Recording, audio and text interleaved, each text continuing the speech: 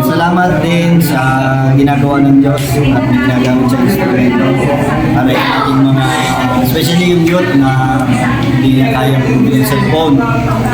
So ginagamit kasi ito, especially sa pag-aaral, tapos yung mga online natin na gawain para sa youth. So meron tayong binigyan ng isang cellphone at gaya ng ating pinag-aaralan kanina, napakahalaga ng ginagawa na natin yung sa mga needy. Alam mo yung need nila.